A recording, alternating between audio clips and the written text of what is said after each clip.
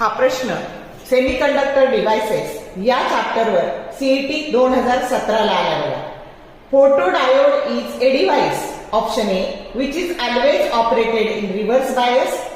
B which is always operated in forward bias. C in which photo current is independent of the intensity of incident radiation. And D which may be operated in forward or reverse bias.